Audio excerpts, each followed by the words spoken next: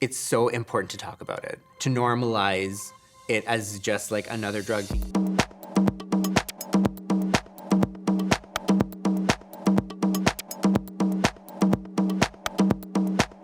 My name is Shazad. I am an escort and I produce content for OnlyFans, or porn.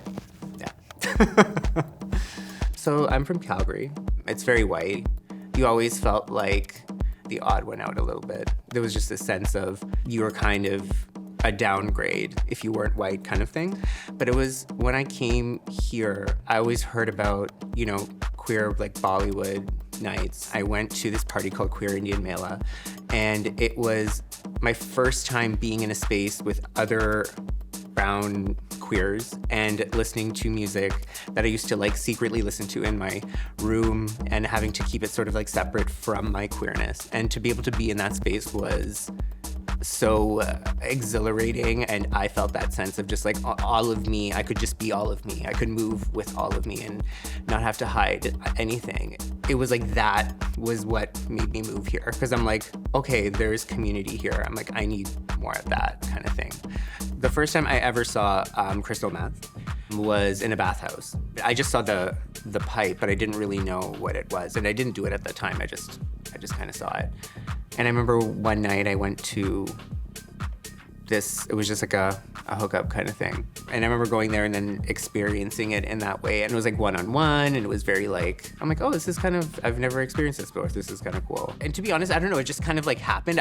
In that moment, it was just like a long night. I was like out dancing and all this kind of stuff. And then it just sort of like became part of the evening.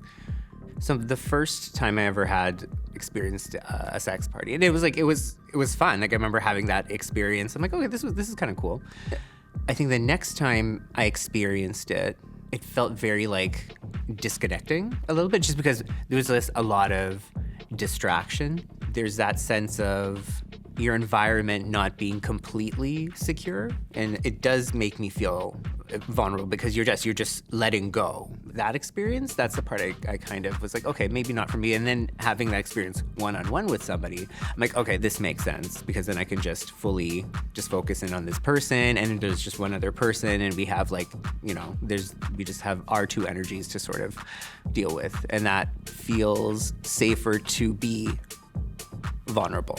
It feels safer to negotiate boundaries. It feels safer to negotiate consent, to move freely, and to be able to enjoy what I enjoy about it, about the drug. Yeah. I like making out on it. I also like sucking dick for like a long time while I'm also doing it. So there's that. It makes it just really fun. And the other person can lie back, and I'm just like, I'm good. Like, this is fun for me, and I can just like go and enjoy the whole experience in that way. So just to fully embrace my inner like cock slut, it's amazing. Yeah. Being an escort, one big aspect of my sexual health is making sure that there is space given to me having sex that is not with a client. Otherwise, what ends up happening is just like when you're just having sex that is with a client, it starts to take from you. There was a period of time where the only sex that I was having sober was with clients.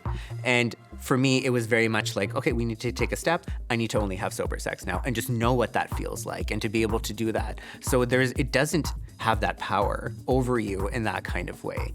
My boundaries that I have with Crystal, I don't keep it in the house. My experience has been with it sort of a part of just going out, I guess, and it just like ends up wherever you sort of end up, and it sort of kind of happens in that way. Like, I'm not using right now. It's pretty sporadic. It's important that people know that it's just like not everybody is addicted to it in that kind of way, simply because there's so much shame that comes along with that. Be like, oh no, it's like you have it and then like you're addicted, and like that's how it works. And so then if people are exploring, then they'll hide it.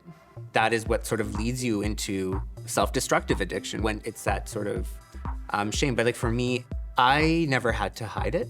So I used to work within the ASO sector. So I would hear about harm reduction techniques and stuff like that. And the one thing that always stuck out to me was the fact that like, it's so important to talk about it, to normalize it as just like another drug, because I was able to have that space to be able to actually reflect on my use. Understand, you're like, okay, so it's entered into my life. What do I do? Okay, cool. So I just reach out to somebody. Hey, this happened. To be able to do that, you're able to understand your own movement with the drug, because everybody has their own journey when it comes to that, right? I was able to sort of be empowered enough to know when to put in boundaries so it doesn't take from me, because there was always people around me to sort of to catch me, you know? There is like a sense of unconditional love around me. And so having that has made me just, own and love all of me. Just having people around you who can see you, all of you, and is just so important. If you are using crystal meth, or if you have used crystal meth, you are worthy of self-reflection, and you're worthy of love and family and understanding around you.